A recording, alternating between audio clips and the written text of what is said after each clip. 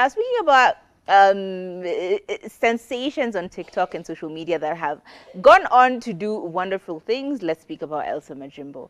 As Elisa Majimbo, a lot of people were like polarized by that whole situation, and I feel like that's, you know, water under the bridge now. She's loved by Kenyans, and the ones who don't like her don't like her. We keep it moving.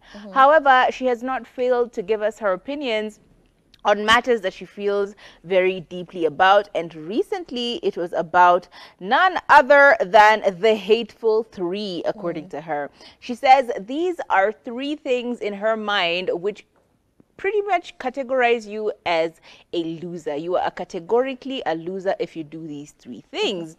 Thing number one was bullying. According to her, and I quote, she says, I firmly believe that bullies are losers. I think they are losers, and if you're a bully, you're a straight loser. It shows you are unloved. It shows you are an attention-seeking person. I can't stand bullies, especially when those that target people that are weaker than them, who cannot fight back. That was number one. Number two, she said excessive drinking. According to her, she says it doesn't make sense for you to be out at the club every single day. Like you're partying constantly. Like today party, kesho party, and then at the end of every night you're like, that was a movie. Last night was a movie, sorry. She says that not every night can be a movie. And if you're drinking this much, you probably need to let go of those bad habits, and you are just a loser. Next, and she said take control of your life. Finally, she said drug use is the third and most loser type behavior. According to her, she says there's nothing cool about drugs. They ruin your life. They make you look like a mess. And they strip you of your senses. You just end up being a mess. Drugs are definitely not cool. Now, I'm just like, okay, I love that energy. And of course, I love it when she is speaking about things that are actually helpful to the society. Because in all honesty, those three things are not things that you need to be pursuing. Like partying all day, partying all night, it's not a thing you need to be pursuing. Drug use, again, not a thing you should be pursuing. And ultimately, why are you bullying people? Like, what is it that you're lacking in your life? Clearly something is missing that you're taking it out on other people. So for those three facts, I actually completely agree with her. I love this stance she's taken. I know a lot of people are dealing with alcoholism and trying to quit.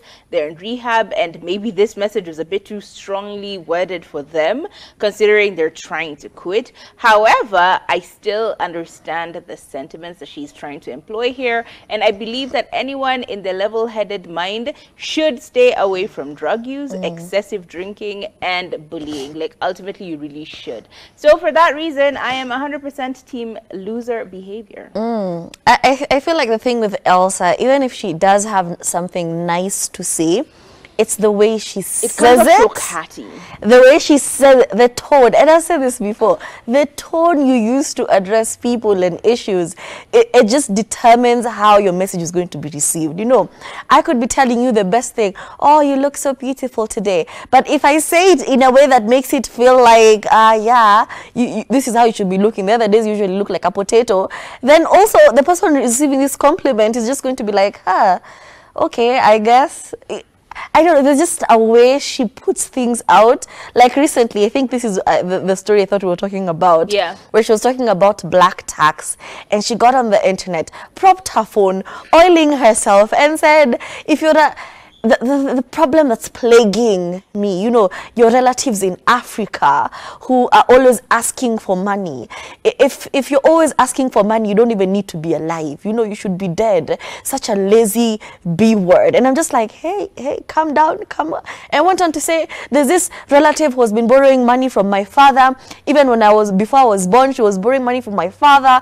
And now that I am now a grown adult, she's asking money from me.